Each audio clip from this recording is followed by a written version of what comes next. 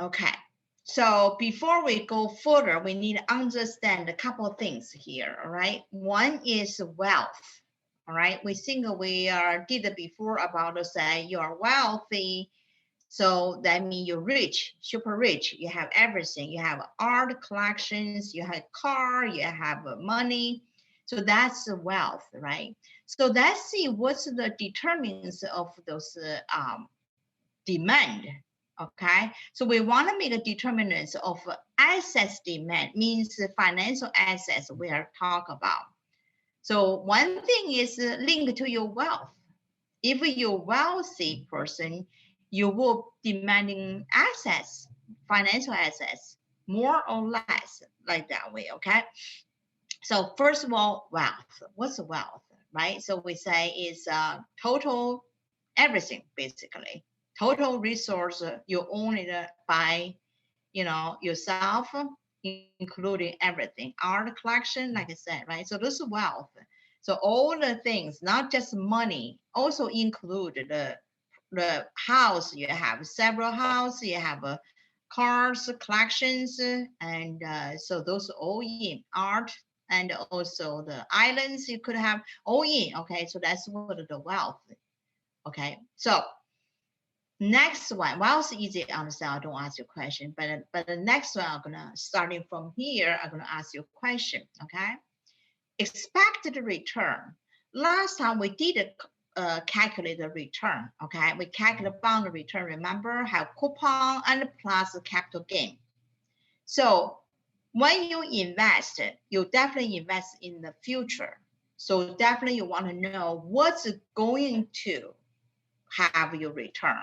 So that's what you expected, right? So let's say I want to invest gold. From now going forward, gold market will be good. Then I want to invest now. So you have to have an expectation on gold to give you return. And that return is the future you going to give to you. That's why right now you expected return. Okay, what happening? What do we have return calculated before? Those past return. Okay, capital gain is realization gain, and the past that's realization gain. Okay, realized return. So here we say expected. Okay, going to be you invest going to bring in the return. Okay, so expected return also affect your assets investment decision. Okay, determine whether you want assets or not. So here's expected return. I want to ask you. So let me read this point and ask you a question. Okay.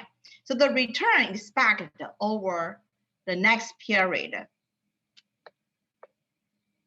on one asset relative to alternative assets means you have so many assets available to invest, but you wanted to analyze this one relatively expected return compared to all the rest other assets give you return, which one is the best?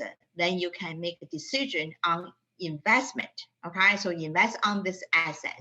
That's what it says is the return expected over one period, that's a 1 year, okay, on one asset compared to alternative, okay, assets you can invest. So choose the best expected return, okay? So that's the expected return. Risk, all right? So we say risk is uncertainty. You do not know interest rate moving in which direction. That's risk, okay? So that's why I tell you the degree of uncertainty, okay, with those investment associated with the return on the assets relative to alternative asset. What I mean means you have a couple investment asset, let's say gold, oil, and stock, okay? So you calculate all of them's return.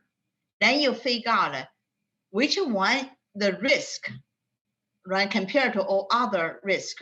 Let's say oil risk compared to gold and the stock. So you can balance out say which one is a higher risk, right? So you need to figure out that one before you make a decision. So that's what I tell you. Decide the risk compared to every other asset is the same regarding to the risk. Okay, risk compare risk. Okay, and the expect return compare expect return. Okay, so those couple of factor we need to know. Then we can make a decision, okay? So risk is negative to you. It means like it's not good, right? Risk is not good. High risk is not good. So you won't invest. You want to invest in lower risk one. Everything else equal.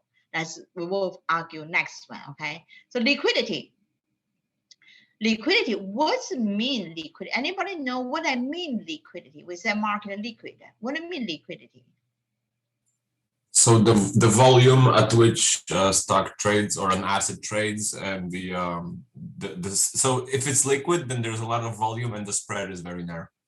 Right. Okay. Very good. If it's liquid, that means more volumes trading will have liquid, right? Because if not liquid, nobody can sell, buy. So more volumes. Yes, that's true. And let's say we know housing market relative compared to stock market. Housing, you take 6 months on average. Maybe right now on average 3 months. So take a while to selling house. So housing market less liquid compared to stock market in general. So that's what we compare how soon, how quickly, right? So overall, giving you this definition is the ease and the speed means how easily, quickly selling the assets you want. Let's say you need the cash, you want to go to Europe. At this point, I need the cash selling my house. You just cannot selling it, means no liquidity. You want selling your bond, you cannot selling it. Nobody want to buy the bond. You cannot sell it, so no liquidity. So liquidity definition is how easy, means how quickly, how speed, right? Easy means easily just selling it. But one more thing is you cannot selling at a discount. Let's say I'm selling my house. You say I cannot selling. You say no liquidity. But what if you make the on sale discount, right? Let's say selling a house drop at 20% price. Maybe you're selling it tomorrow. Why? Because you're selling not at the fair market value, lower value. You're selling at a discount. Then you can selling it. But then in that case, we don't call liquidity, okay? We say liquidity is easily, fastly to selling it at a fair value, all right? Not at selling at discount. Everything selling discount will be easily to selling, okay? You're selling to a penny, everyone want it, right? So that's what liquidity, okay? So we'll talk about more about that, but you know now, same thing when he said about liquidity, okay? In general, in the bond market, based on the spread, based on the volumes, yes, that's very, very true. Because when you have big volumes, trading activities, and the liquidity is big, okay, and the spread is narrow, so people use those technique measure to see the liquidity right now in the environment or in your trading environment, okay. Okay, so we know these factors regarding to investment means we like to have high return, positive, wealth, risk is negative, okay? Wealth, of course, is good. If you're rich, it'd be great, right? And the security, liquidity, more liquid, the better. So we will see what happens, okay? So now we're going to argue. We understand those now. Okay, so now we based on the portfolio selection that theory, okay, means you based on a common sense to invest, okay, let's do it. So holding all other factors constant, okay, everything else constant, just change one variable, see what you see to change, okay. So let's see you agree. The quantity demanded of an asset is positively related to wealth. You agree? Yes. Yes, you're rich. Let's say your wealth increased. Let's say a couple of days ago, not today, right? A couple of days ago, your wealth increased a lot because of stock market. So then you have money. That's why people buy jet, buy stock, buy the Bitcoin, buy the GameStop. So that's many people do many ways to invest, okay, because your wealth increased. So therefore, quantity demand of an asset is positively related to the wealth. You're wealthier, and then last year compared to getting richer, then you'll be demanding more assets, okay? So that's easy to understand. Next one. The quantity demands of an asset is positively related to its expected return relative to alternative assets. You agree? Yes. Okay. Can you give me example? Anybody give me example? Say, okay. Can you give me example? Say how that works? The expected return linked to the quantity demanded. Well, if you think GameStop stock is gonna rise in the future, in the near future, you're gonna buy more of it. Yes, very good. Yeah, exactly. I think this couple yesterday and yesterday the GameStop is last night, right? So before the closing bill, they even suspended trading because going up more than 100%. Okay, but that okay. GameStop, it is like here's a very example. Okay, he did a good job on example. But a special case in the real world, GameStop that's going up yesterday and today is because the short selling rule is going to change. If people betting on no going to be allowed to too many short selling, it's good for them. That's why people buy it. Okay, it's different kind of way. But anyway, the overall investment decision is based on return. Okay, everything. Anything you invest totally based on return. Doesn't matter gold and oil. You know, money managers that have to be limited only trading on bond market. Then if you're just as investor, you can trade in anything you want. So then what's your decision? Then your decision is based on the return. Okay, remember the return is based on future return, not the past. The past we know, and you want to based on what is going to give you return compared to other assets because so many assets available in the world. So you based on compared to others, you feel that GameStop will give you much higher expected return. Therefore, I will invest more on this stock. So that's why quantity demand of this assets will be increased due to the expected return going to be high. And that's what it is. Okay, people are hoping GameStop, some, you know, you guys, maybe the young generation thinking that's next Tesla or whatever. So that's why they keep betting on that GameStop. Okay, other people do not know what's going on, what's happening here. So only those people who know what's the GameStop, they will be involved. Okay. Anyway, so that's really regarding to return. Okay. So next one, little bit. Let's see. Quantity demand of an asset is negatively related to the risk of its returns related to alternative assets. Give me example. Do you agree? Yes. Okay, give me example. Say any example. Just say quantity demand, you know, have negative relationship with risk. Short-term T-bills and shorter bonds. They're typically less expensive than long-term bonds issued by governments or companies because the long-term bonds have more risk associated to them because the maturity is so far out into the future that a lot of different variables could end up affecting the interest rates on the bond. Very good. Okay, William, Bill. Thank you. I'm sorry here. Okay, thank you. Very good. Actually, you mentioned bond. I want to mention this. Okay, you know why market tank right now today? Anybody? You know? Yields are going up. Thank you. Yes, that's exactly when William mentioned bond. I want to mention. Okay, Andrew, go ahead. Yes. Okay. What happened is long-term bond, our long-term bond auction. Okay, auction 7 years of maturity bond. Remember, I told you that we have so huge deficit. We are right now in trouble. If we continue, remember when we auction means we issue new bond. Okay, we rolling the bond. When bond mature, we issue new bond. We issue new bond means we borrow. Remember, we selling bond means we borrow money. We want the investor buy our bond, so we can borrow. So if we investor don't want to buy that many bond, we cannot selling the amount we want to. So what happened? We have to selling at lower price, so then we can sell. Still nobody buy. We have to sell lower and lower. And that's right now. This market is showing us people do not want that many bond. Many factors here. Okay, one important factor is remember we analyze if market going to increase inflation. You see, our Fed yesterday even they mentioned the guarantee to us. That's why yesterday market going up. The guarantee say we will be do whatever we can make the money available in the market.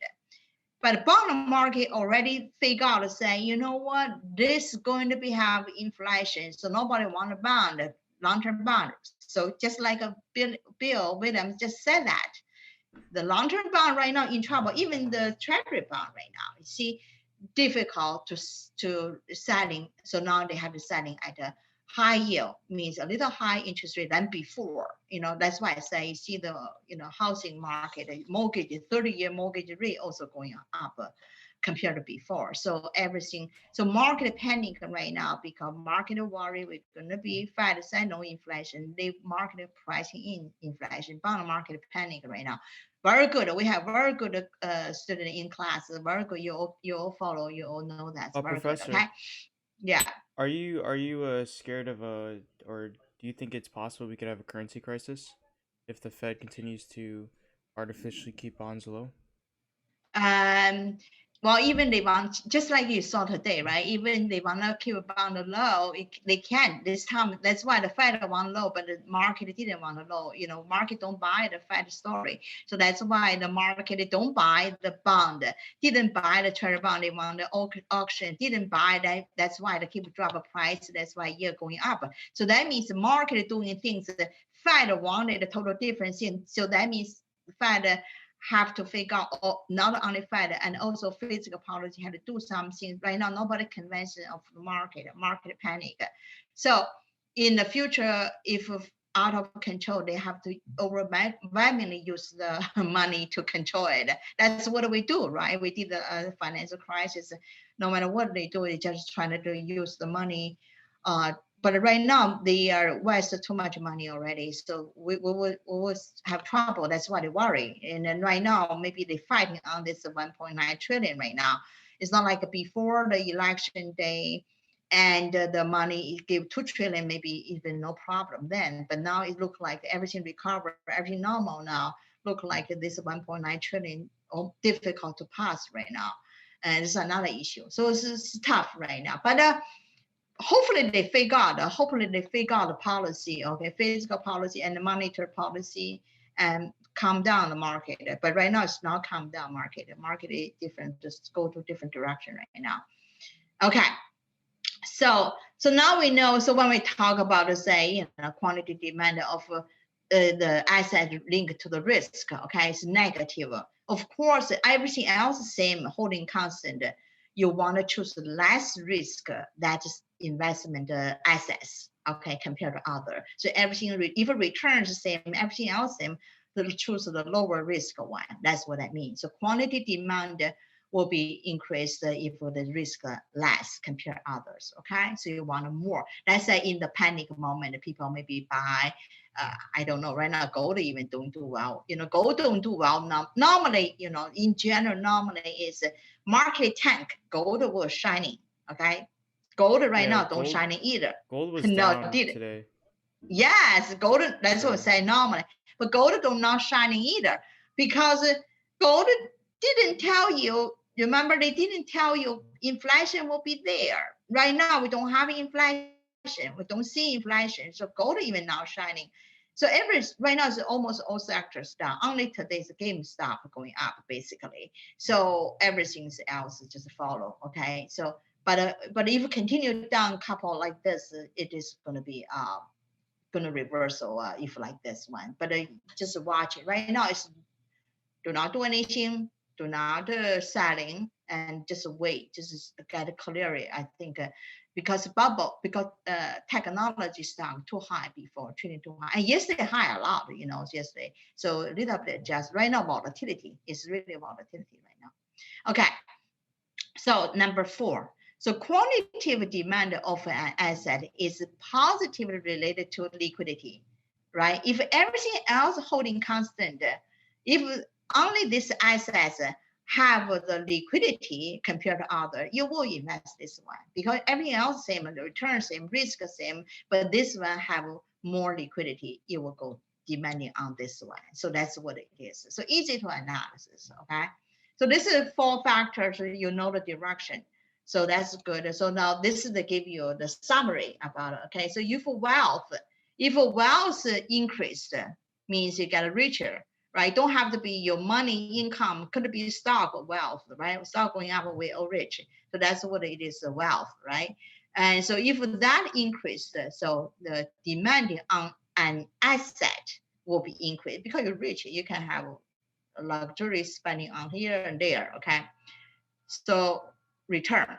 Expected related to the return, right? So expected return relative to other assets. If this asset expected return increased, so its return going to be higher and higher, this asset compared to other one, you definitely will want it because we're all chasing on return.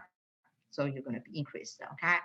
So risk, everything else holding constant. If risk increased, demand for the assets will be dropped, so negative.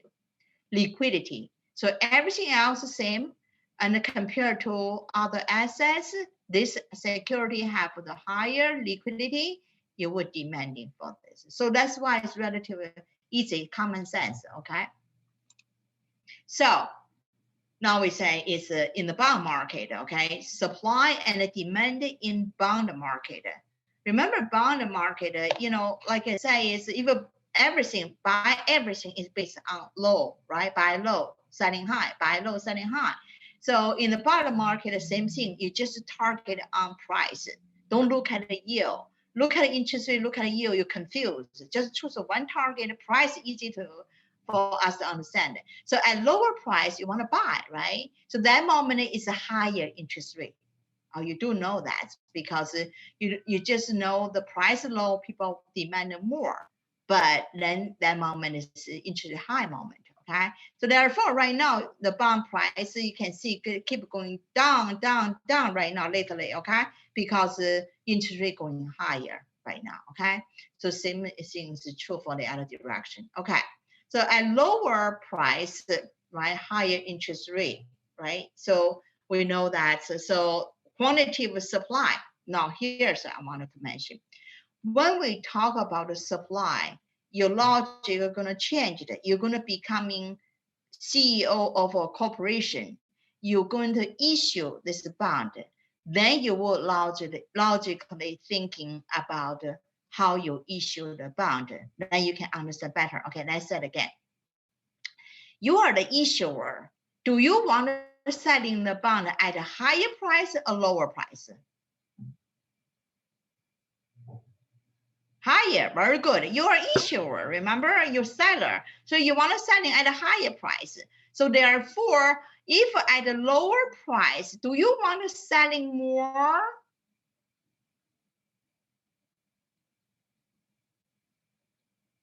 At the lower price, remember you're seller, okay? At a lower price compared to higher price. In a lower price moment, are you going to selling more? At a lower, when the No, price we is want to lower, say you it's sell less. Right, you will selling less. You will issue less, okay? Because you want to selling high, but it's now you lower price environment. You will selling less, so that's why quantity supply of the bond will be lower at lower prices. So supply of quantity. See what I mean? Okay, it means that the firm issuing stock will be less, or we can say less firms issue stock because the price low. On the other hand, is the interest high, okay? So at a higher interest rate environment, they don't want to issue the bond. Why? Imagine if selling at the par, you're going to pay high coupon rate. That's very expensive.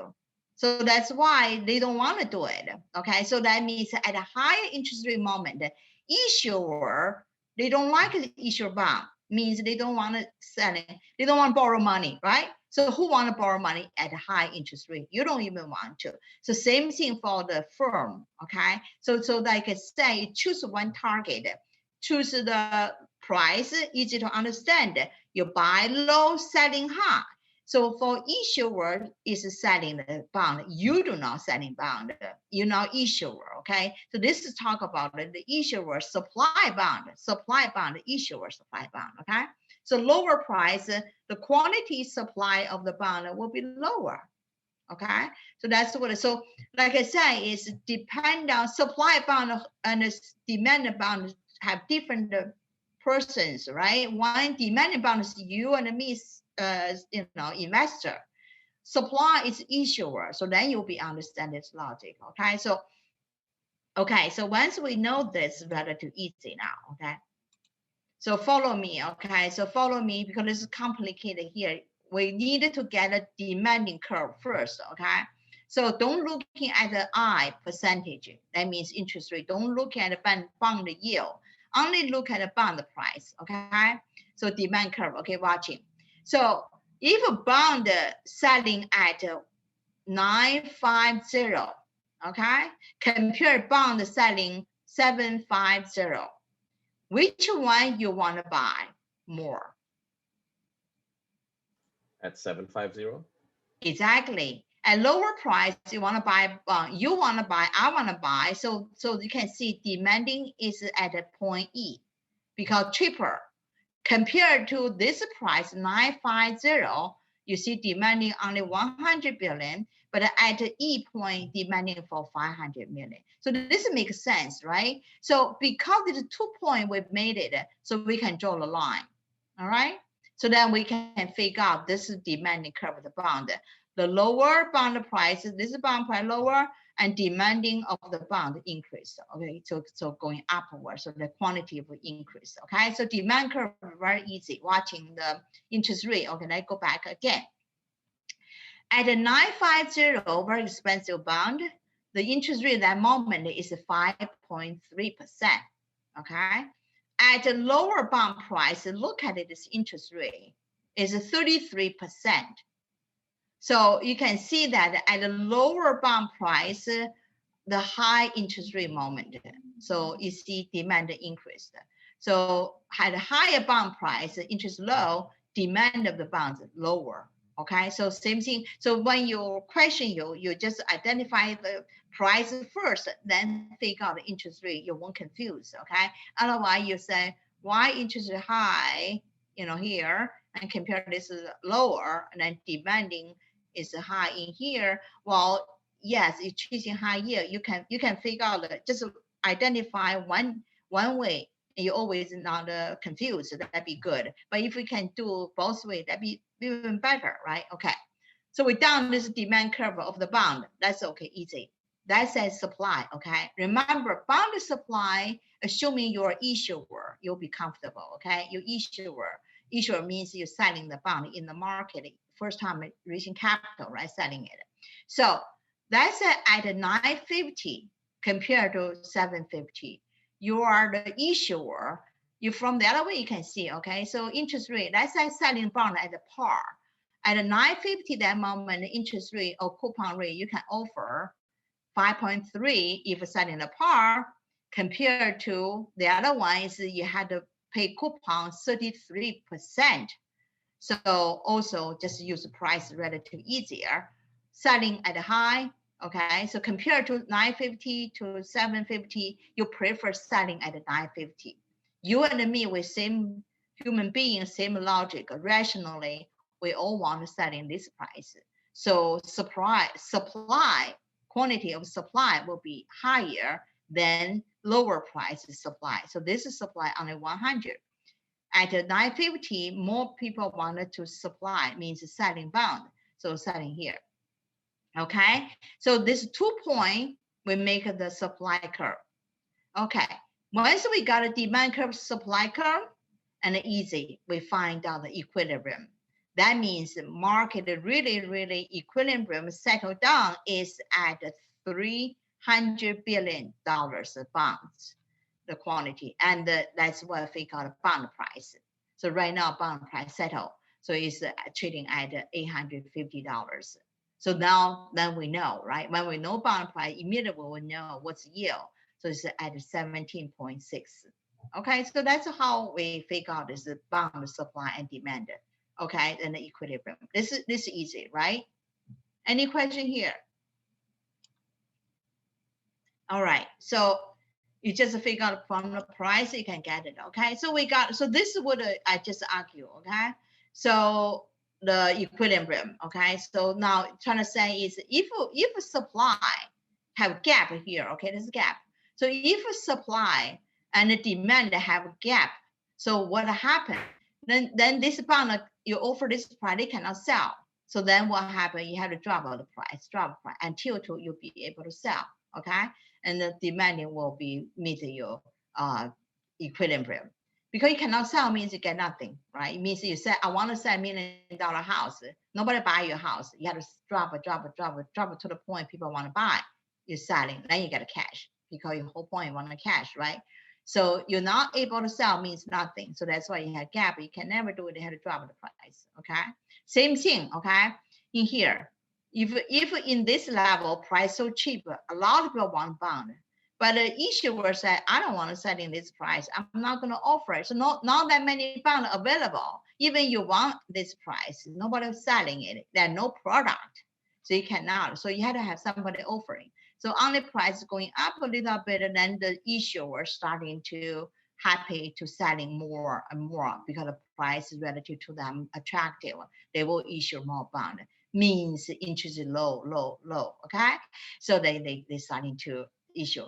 Just like a couple of weeks ago, Apple, they already sense about the interest will going higher, and they have so many cash. I told you, I think they have so many cash, okay, and then they still issue the bond, selling bond in the market, raising capital.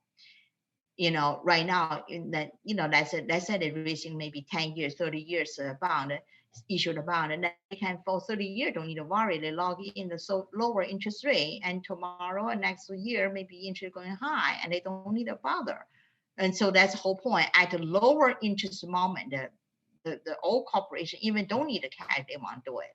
So right now, like we technically interest is equal to 0, so that's why they're using capital issue bond. So because interest is low, okay. So you can see that's what they do. Okay, so we know this is equilibrium. All right, so that's what they did. Okay, so if they reach the equilibrium, then what if they are demand the gap? Okay, that's the gap I mentioned. Okay, I talked about this already. Now, good, we talk about shift. Okay, so now it's becoming new way to analysis new equilibrium. What happened? Okay, supply demanding shift. Okay, so let's talk about a little bit the first shift in demand curve. Okay, so we're going to use our factors. We just analysis the wealth, expected return, risk, and those things. Okay, so then follow me, and I'll ask you a question. Wealth. Okay, did you remember about when you learn economic, Econ 1, 2, what shifted the demand curve and supply curve? Means is what's a variable, or what kind of variable can shift the demand curve, supply curve? Price. Remember price along the bonds? So shift, remember, price will be moving along the curve, right? You remember you're learning? Is it change in income? Oh. Is it change in money supply or income? Money, supply chain, any other factor not on the line. Remember, let me do this way. Let's see. Okay. If you draw the supply demanding curve, okay, so this is the, okay. So key point is, remember you learn that, so demand curve and the supply curve. Okay. Key point is, if price or interest rate, right, change along the curve, okay, this must have to be within the variable. Exogenous variable will be shift the curve. Did you learn that, right? So you can see that's the shift. Okay, so something else that's variable will be shifted the curve, okay? So that's what we talk about, those factors, outside variable, exogenous variable, okay? Let's go back. So those variable will make the curve shift, and let's go there. So first of all, so wealth is outside exogenous variable, okay? So now how the wealth shift in the demand curve? Let's say if wealth increased, what happened to the bond? Quantity demanded increases, so it shifts Yes. to the right. Right, very good. Yes, okay. So if you're rich, you're getting richer, and then the bond demanding will be shifted to right. Why? Because at any price, all the price on the line, right? Doesn't matter which price at that moment, but demanded because of rich now, wealth, we all suddenly from stock market, we all rich. So then you have more money now, you cash out to buy more bond because doesn't matter which price, you just buy a little more diversified portfolio. So anybody will do that. So that's what a shift, demanding of the bond will shift to right due to everybody rich, or due to you rich, for example. So wealth increased, then demand of the assets will increase. But this increase is not moving along the line, okay? It's because it's outside variable move this way, okay? And that's why shift to right, very good. So that's why it's shift to right. So wealth increase, the demand of the bond shift to right, okay? So that's good. Now, more and more difficult. Let's go next one. What about the expected return, okay? So let's see the expected return. First of all, let's see what they said. Let's see whether you can get it, okay? So higher expected interest rate in the future, lower the expected return for long-term bond. Why? First, understand why. Because if I believe that in the future there will be higher interest rates, I will not want to invest now. I will want to invest in the future. Right. Very good. So higher expected interest rate. Remember our formula even prove. Higher expected interest rate, what that mean? That means bond price will be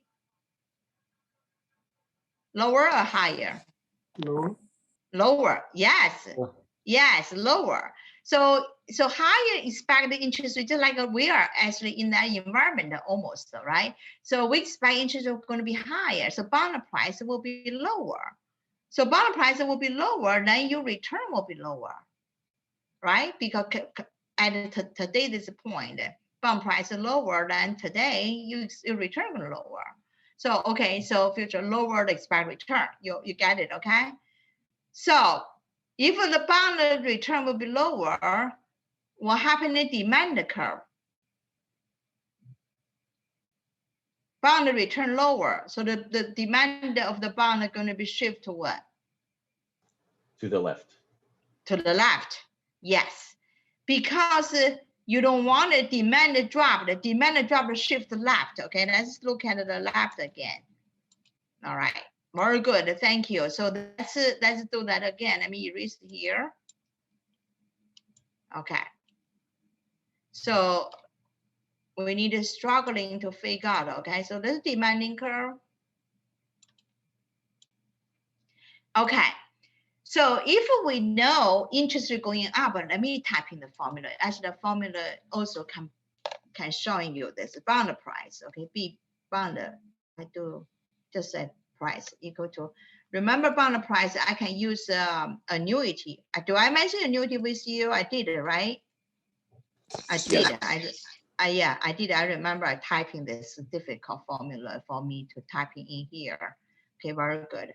Okay, so see the formula easy to see. Okay, so this is I and multiply. This is annuity. Okay, so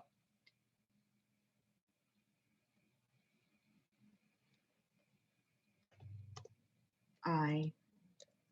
Okay, and then so n power. Okay, just n power can be n. So this is annuity piece, and then plus the face value of the bond, face over 1,000. So face value, and then divide by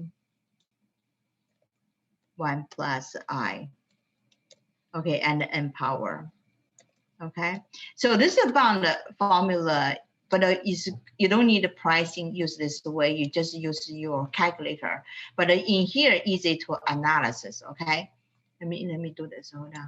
This okay. This so this piece is annuity. Okay, so this is annuity. Okay, and C is coupon payment. Okay, face is 1,000. So this is F divided by this thing. Okay, you're watching. So if interest rate going higher, so remember all the I, you see the formula, all the I in the denominator, all the I, okay? So definitely if interest rate going up, the bond price, so if I going up increased, okay? If interest rate going increased, so P definitely will drop, okay?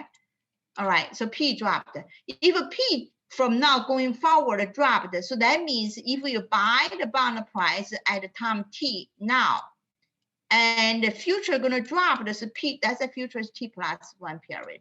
One can be 1 year, can be 10 years, just say 1. Okay, but this guy is lower than this guy. That's what you know, right? Because it's going to drop. They told it going to drop. So no matter what you divide by your PT, it's negative. This is already negative, right? So you definitely lower return. So this is return, right? Plus your coupon is return. So your return going to be lower. Of course, you don't want it. So therefore, you don't want it. Hold on, I have to go back. Because you don't want it, so that's why your demanding curve. Sorry, this is not demanding curve. This is supply curve. So demanding curve will shift left. Shift to this way, okay? So, and that's how here it is. Okay, shift that direction. So because because outside variable, okay, affect to this demanding curve. All right. So the second one, third one, let's see, you can figure out. See, expected inflation. Remember we talked about inflation, say what's going to happen in the future. Inflation is we expected going to be. That's why you make decision buy a house or not, because you expect inflation coming. That's why you buy now. So expectation is very important. So expected inflation. So an increase in expected rate of inflations lower expected bond return. Why? Because if inflation increases, then your bond is worth incrementally less. Like it's worth less and less as inflation goes up. Right. Okay. See, again, you can see from many ways. Okay, let's go back and see this formula. Okay, remember we said inflation I here is nominal interest rate. Okay, so if inflation, remember our inflation formula here, nominal interest rate equal to R real plus the expectation plus plus the inflation. I cannot do that. I just say expect inflation. I do this. Okay, expect inflation. Okay, so this is inflation piece. This is real interest rate. This is I. I is nominal interest rate. You see the formula is nominal interest rate. So when this increased, when inflation increased, this one increased. All right, increased. So interest rate, nominal interest will be increased. So again, go back again, interest rate will be increased. So price will drop. All right. So same logic, and then go back to the same thing. So then bond price dropped. You're not going to drop it. Why you want it? You don't want it. So that's why the shift to left. The demanding. This is easy for us because we are investor. We follow the common sense. We definitely don't want the bond. So demand will drop. So demand drop will be shift to left because this is inflation effect. Okay. So we know now. So next one, risk. So what happened to risk?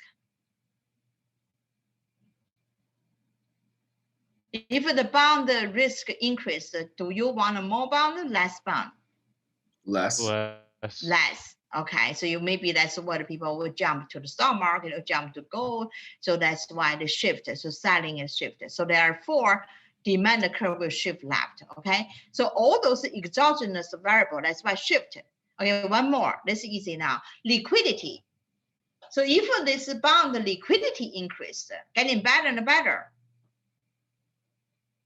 what happened to the demand? To the right, yes, very good. Yes, for example, several months ago, right? GE stock is terrible, okay?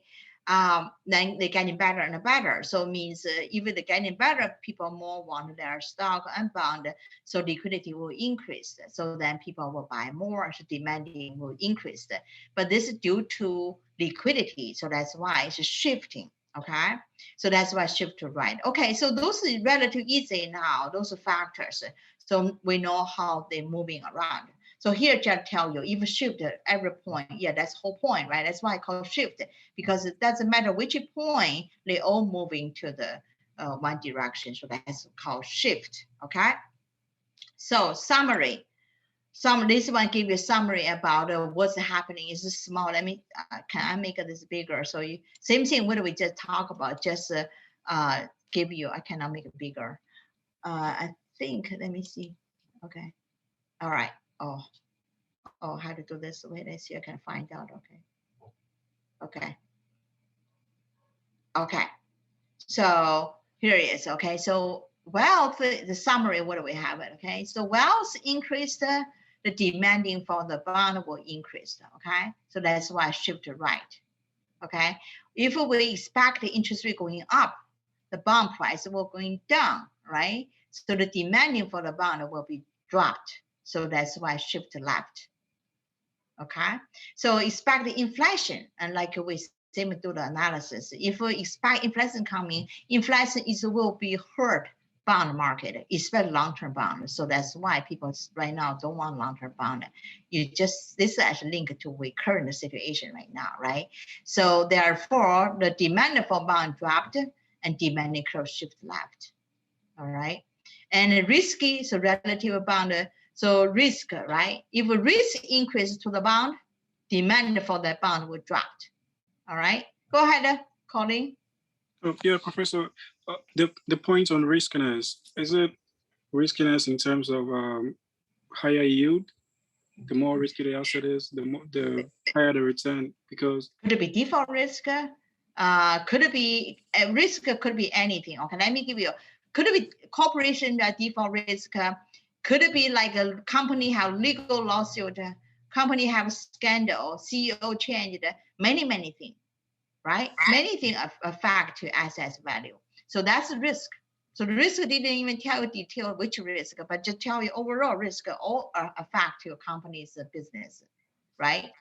Professor, like I asked because I learned from another class yesterday, my economics class, that if it's very risky, someone who is risk averse will not invest, but someone who is risk loving will invest. And I'm thinking, am I correct to say it can shift to the right if the person is risk loving? Then this risk regarding to the assets, right? So you said the risk is investor, you or me, right? So that's different thing. Okay, this risk regarding to the assets, the bond we are talking about, the bond risk. So it's not investor, you and me risk preference. You'll learn that is risk preference to say, for example, you and Warren Buffett. Okay, Warren Buffett, billionaire, right? So he have risk tolerance. So therefore, he can invest a little risky assets, no problem. But for you, maybe you just risk aversion, right? So relative, that's what. So that means regarding to investor. Here we talk about is the bond risk. Okay, risk have many things. This we talk about different things, right? This is a bond we're going to invest, but this bond, if risk increase, this bond, particularly you're going to invest it.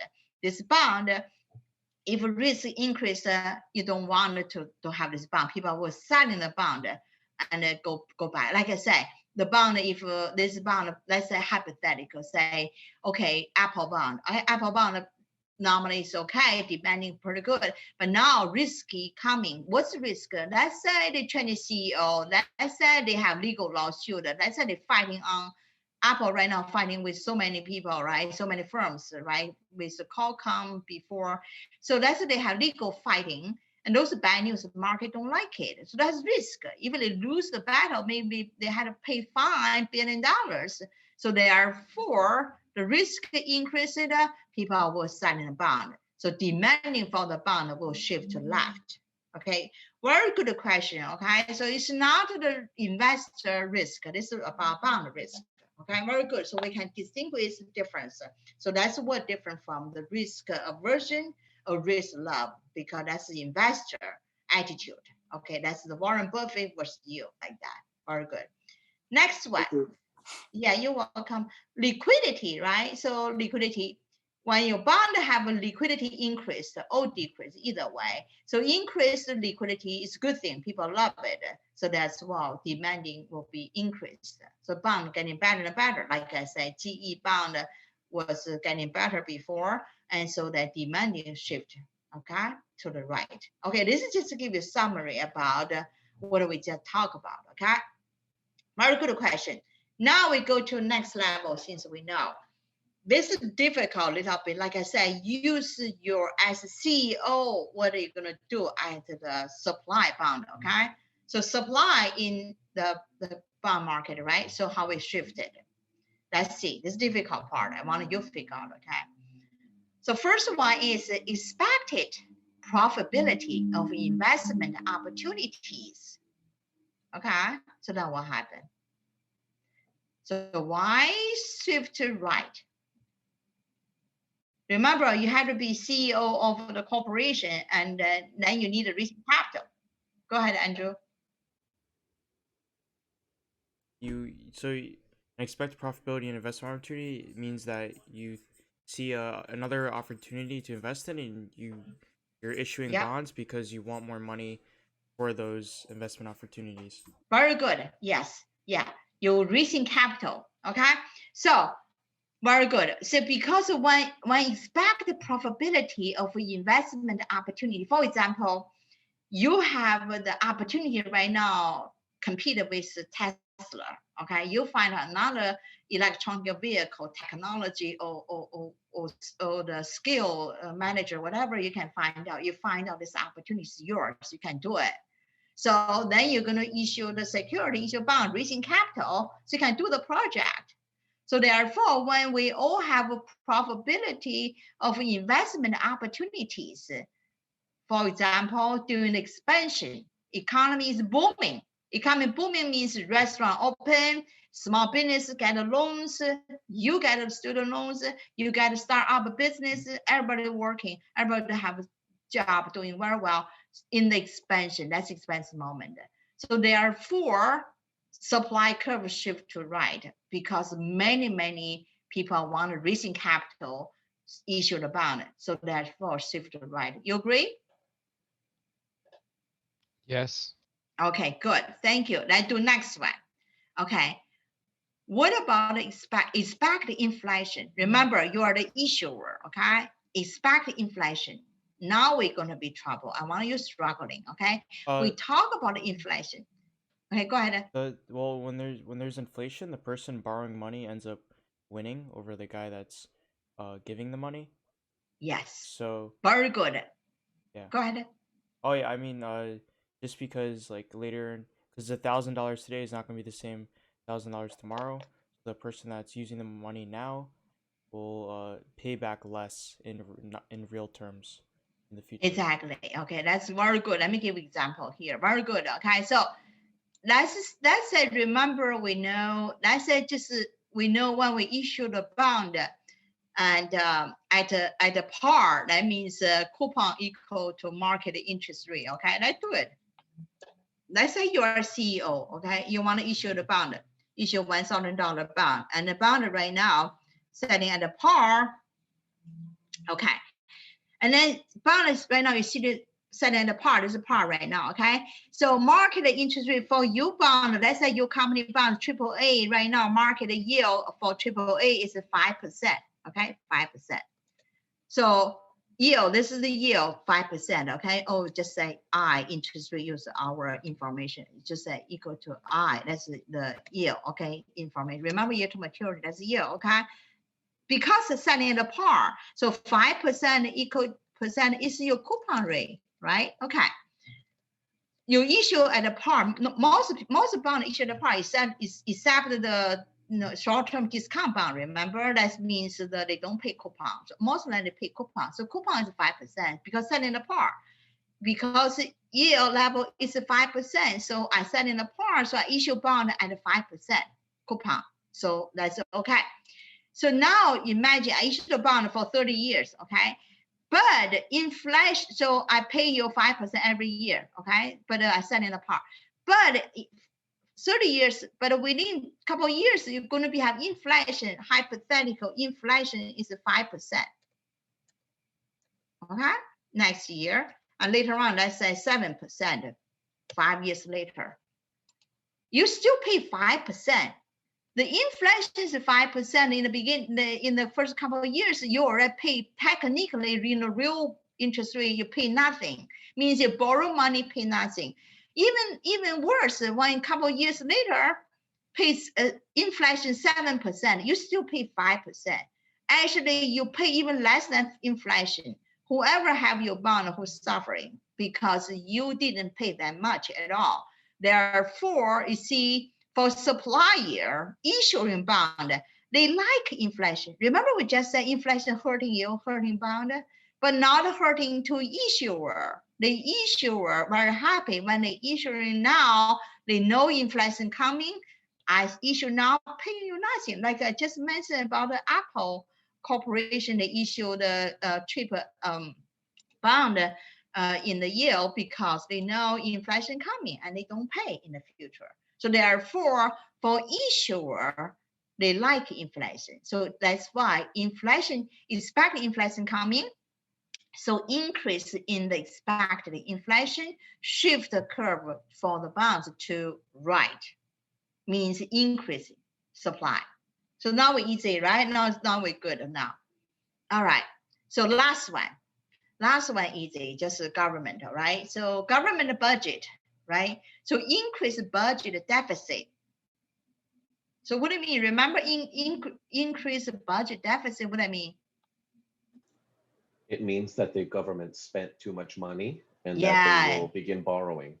Yeah, increase borrowing. Deficit, remember, we don't have enough money, we had to borrow. So deficit. If the increase the deficit means government borrowing, what do I mean government borrowing? Means the government issue more government bond, right? So therefore, the supply, see, shift curve to the right because they have to issue more to borrow. So that's why supply curve shift to right.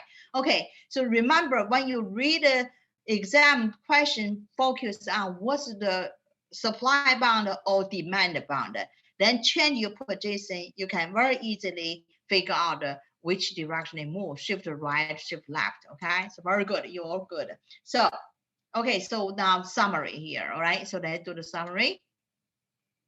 And make a bigger one.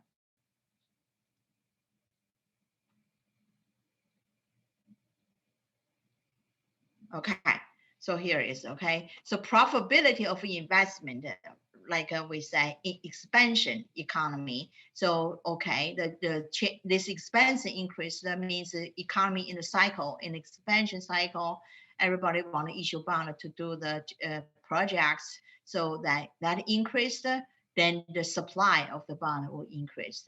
So supply curve shift to right because it's outside variable happen. Okay, same thing. Expected inflation. So like we say, if we expect inflation coming, then the corporation like to issue more bond because I favor to them. So shift to the right. Okay, they want to issue more. So government deficit increase means the government want to borrow more. So obviously it's going to increase the bond supply. Okay, so that's why shift to right. So that's relatively easy.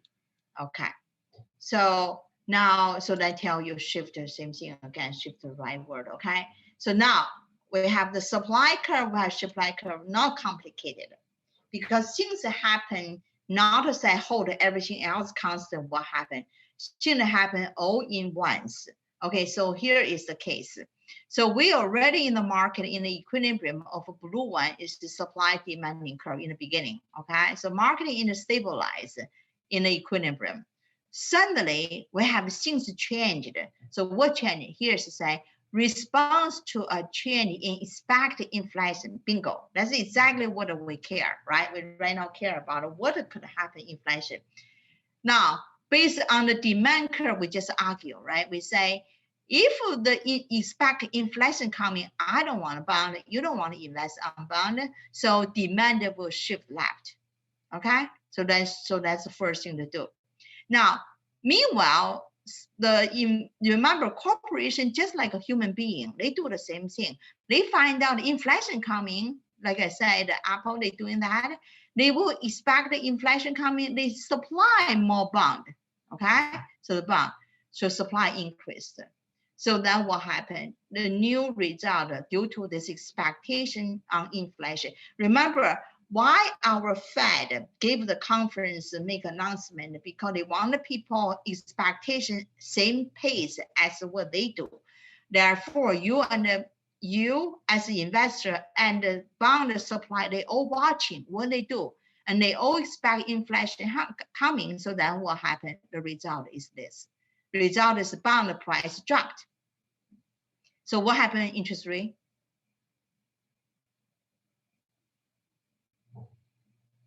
What happened to interest rate bond? See, the new equilibrium bond price lower from P1 to P2. Bond price dropped. So what happened to interest rate? Increased. Now you see, right, why interest rate going up? Because the new equilibrium proved that bond price dropped. So interest rate going up. So that's why in the bond market, just like this right now, at this moment, actually exactly this moment, right now, bond market panic just like that, okay? So now we know very good, demand and supply, how they shift, we already argued. Okay, so now we go to next one. So this give you the chart, we saw this already before, okay? So expect inflation, so over the history, what happening, expectation on inflation versus the interest rate in between, it is the real interest rate. We saw this many times, have the movement, okay? So because of the expectation, they are changing, keep changing. And also we keep printing money for so many years, okay? Now, what about this one? This time you argue, okay? So what happening to respond to a business cycle expansion? So what happened to you means that we are, you, me, we are investor, okay? And then you have to think about what happened to issuer. So in the beginning, okay, see here, the beginning.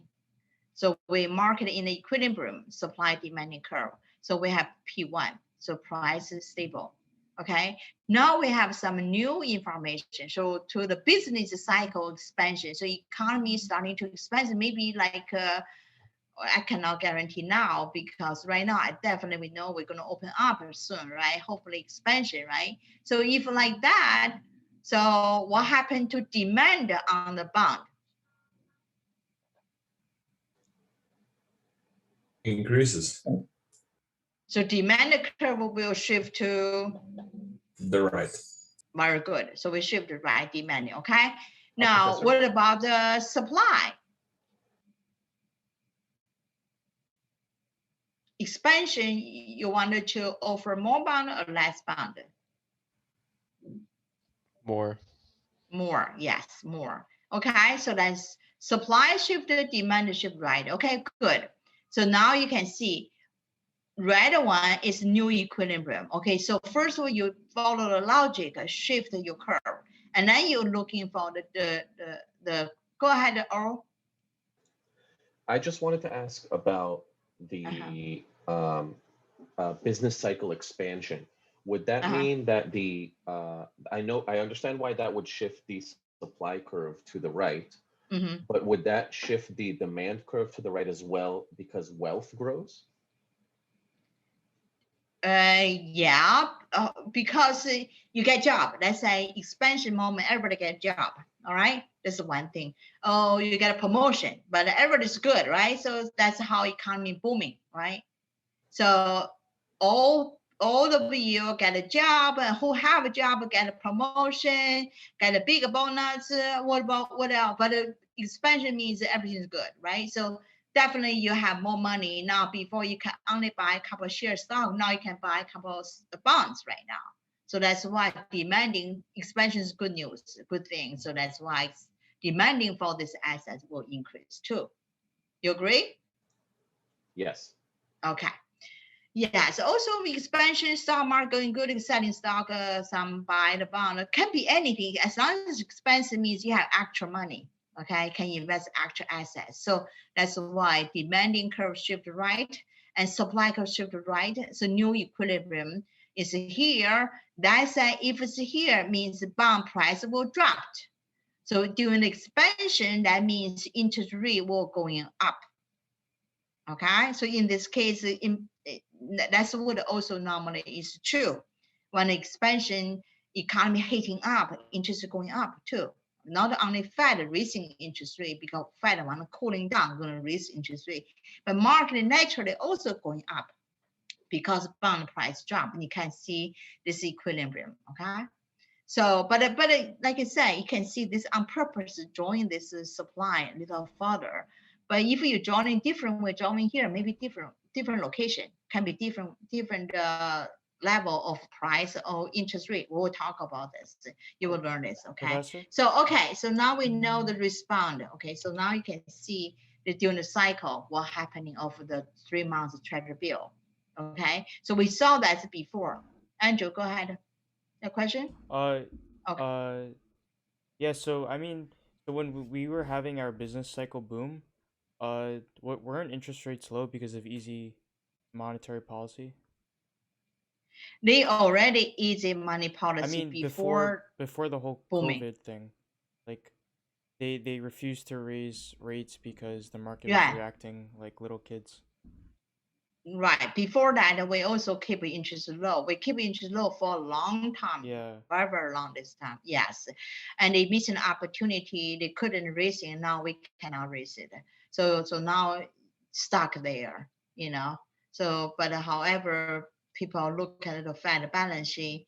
Fed balance sheet basically is just how much money we print, right? So how much money we borrow, keep doing that. So people panic. Right now, worry.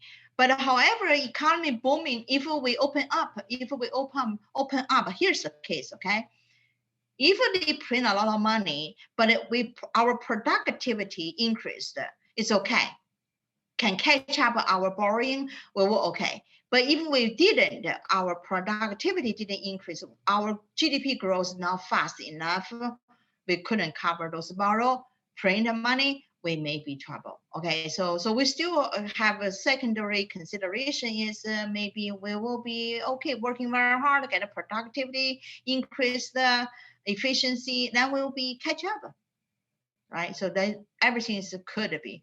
So depend on how economy turn out though. But then if I won't say many things because right now so many things we do not know yet because it's new government, so we do not know new policy what's gonna be. So it depends. Okay. So this is the cycle showing you what's happening interest rates, all right, during each cycle. We mentioned that before 1985, you have trend, you can figure out, you know, whenever in the recessions, you see interest lower, and then that will be okay. But then sometimes it didn't. We can see this is lower too, and this is lower.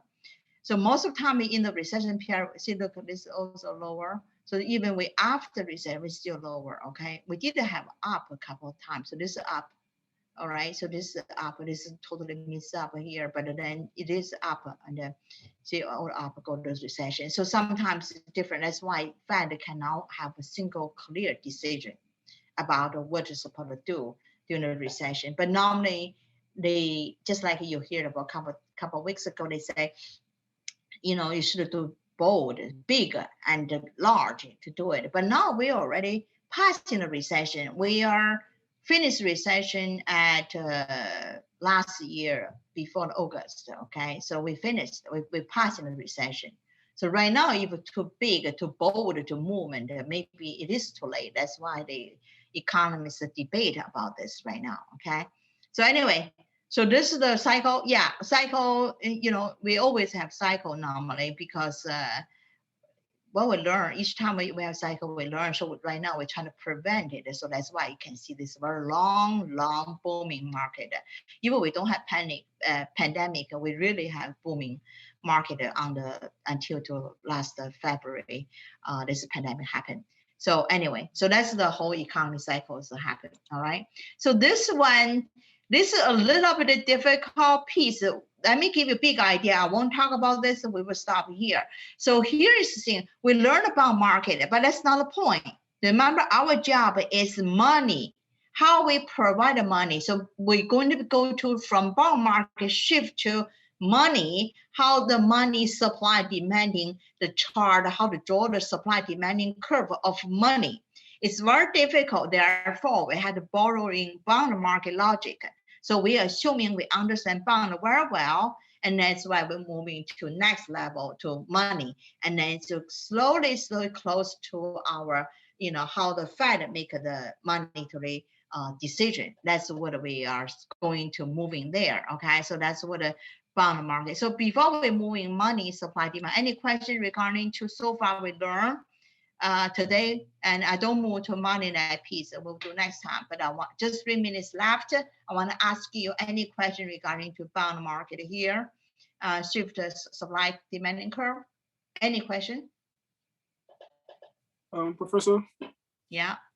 So the midterm question is, would it be more calculation intensive or theory concept intensive? Oh, just like even have everything, have calculation, have the analysis, just like also have what we just did, right? So exactly like what are we doing. So if this happen, what the supply curve shift to left, shift to right, like this, just have all kind, have conception questions, because you're going to learn chapter 7 and the other chapters, bond, we just did a calculation, bond, stock, those calculations, the simple loans, those we're going to have calculation. So even we have calculations, you're going to have calculation, those are kind of a test.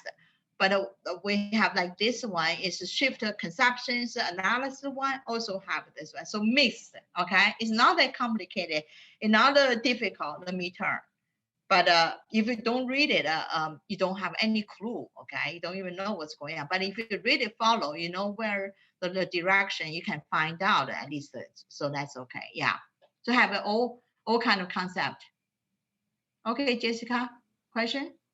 Professor, are we gonna review before the midterm or? Yes, we always do that. We're gonna review and then we're gonna have midterm, okay? Yes. And the homework, like I mentioned, always like after midterm going to be closed, okay? Before, and also attendance, okay? Attendance will be recorded in your Zoom, so we can see it. So that's another 10%. Remember that, okay? Okay. Any other question? When exactly is the midterm? What's that? When exactly is the midterm? Okay, midterm.